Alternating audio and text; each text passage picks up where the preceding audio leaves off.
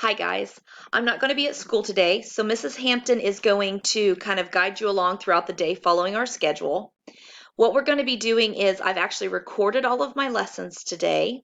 So I'm going to walk you through the lesson that I would have normally done up on the smartboard, and you're going to watch it here on this screen, on this video, and then I'll go through and give you the assignments that you're supposed to do next. So for math today, we're going to be talking about ordinal numbers and also months of the year. Let's review from earlier this week. We worked on missing add-ins. And so what you told me earlier this week was 3 plus 5, and you're trying to figure out what goes in this box. And on 3 plus 5, some of you said that we could just simply use our fingers to count up. 3, 4, 5. And so we know that our answer is now 2. Another suggestion that you mentioned was just simply to subtract 5 minus 3, and that still gives you the answer of 2. We can do it the same way. This, remember, we talked about was just flip-flopping those numbers, and in math we call that the community property. So now I have 5 plus, I don't know what, equals 3. So now I know that this is wrong, and it should be, the 5 is over here, 2 plus what is 5. And so what I would have done is if the 2 was here now, I would have went 2, 3, 4, 5. The 3 should have been here, and the 5 should have been over here for it to be the correct community property. Sorry about that. What we also talked about this week was place value. We know that we have the ones, tens, hundreds. We hit that comma so we know we're going into a new round, and this is thousands, 10,000s, 100,000s. We hit a comma, we're going into the next round, which is then millions. You also told me this week that because this is the second number over and it's in the tens, after we hit this comma, the second number over would then be the 10,000s. And if we had one over here, it would be 10 millions. So we just follow a pattern. This one is hundreds. Clear over here would be 100,000s. Don't forget, if you need to use this today during any of the games or review activities that I have for you later, you can use your cheat sheet, should be in your folder that never goes home. So now into today's lessons. Today's lesson is going to be about ordinal numbers. So what does this mean? Ordinal. We know what numbers are, 1, 2, 3, 4, 5, but what in the world is ordinal? So let's think about that for a minute. If you're not sure, let's break it down into that base word. What is the base word that is here in ordinal? Ordinal simply means order. So we're going to be putting numbers into order, like we did with our place value. They had an order that they had to follow. And so numbers have an order. 1, 2, 3, 4.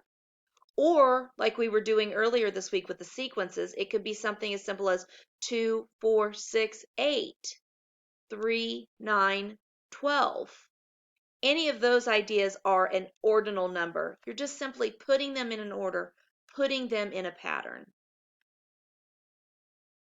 So let's look at this order. We have first, second, third, fourth, fifth, and we could keep going clear on with all of those numbers. Notice most of the times we just simply down here add a TH to the end of the word for and put a TH, and that puts us in fourth place. So think about when people are watching sports, whether it be NASCAR or whether it be a baseball team, they always rate the order of how people are. When we line up, some of you are worried about being first. Some of you don't care if you're last. And so we get into an order even in our classroom when we're lining up going somewhere simple like lunch or recess. In math, here's what it's going to look like when we're working with this idea of ordinal numbers.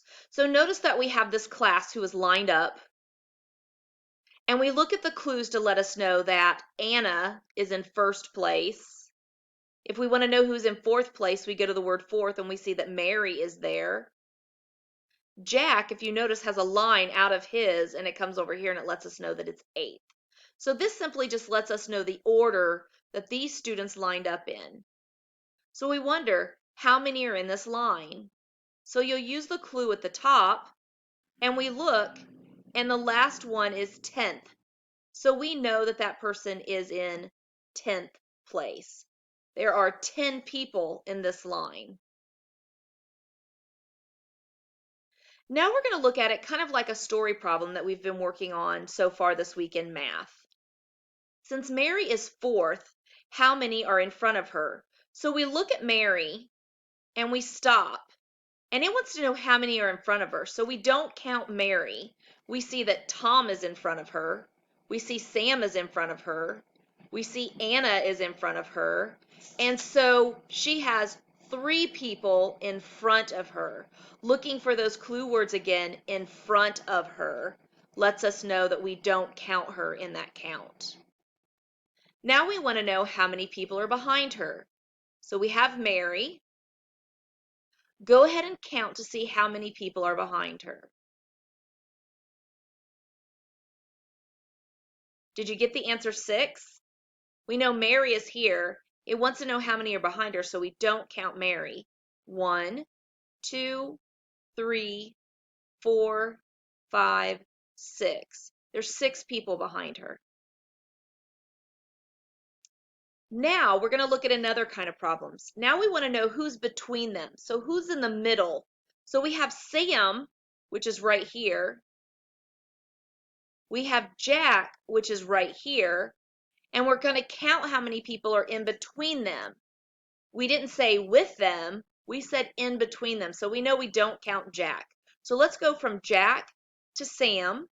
1, 2, 3, 4, 5. And we're going to stop at 5 because we wanted to know how many was between Sam and Jack. And so we counted that there are 5 students that are in between them. Let's look at some more. Here's my bears. How many are in this line? So go ahead and follow the bears. And you should have landed on the answer 12. Since green is second, how many are in front of her? You should have gotten 1. How many people are behind her? So we're starting at second place again. Count the bears.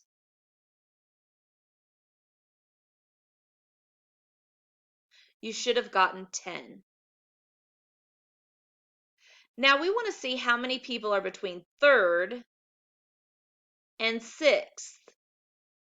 Look in between them. You should have ended up with 2. Now, I'm not going to talk you through them. I want you to give it a try on your own. Here's our line of people. We're going to start at Lisa and end at Bob. How many are in this line?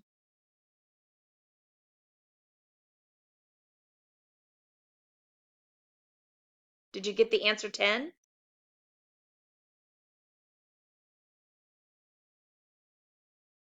Since Oscar is, we don't know what number he is. So remember to count 1, 2, 3, 4, 5. Oscar's in 5th place. We want to know how many people are in front of him. So go ahead and count that. You should have gotten the number 4. How many people are behind Oscar? You should have gotten the number 5. How many students are between Melly and Bob. Here's Melly. Here's Bob.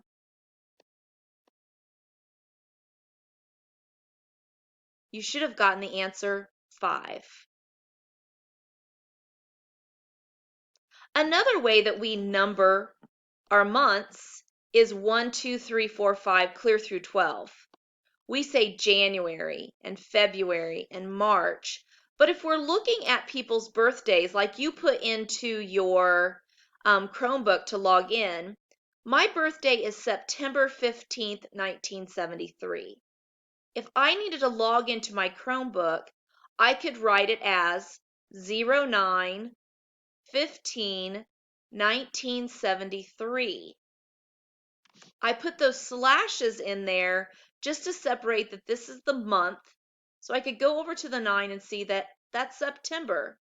September 15th, 1973. The slashes separate the month, the day, and the year. How would you write yours? Tell me, what are the numbers that you enter as your birthday to get into the Chromebook?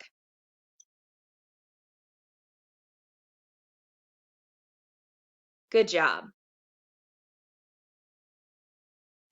Now what you're going to do is you are going to do lesson 5. Don't worry about the page number. And you're going to do 10 problems on the worksheet that Mrs. Hampton is going to give you. So once you've watched this video, raise your hand and Mrs. Hampton will bring the math worksheet to you. As always, make sure to put your name on it, and when you're finished, turn it into the tray.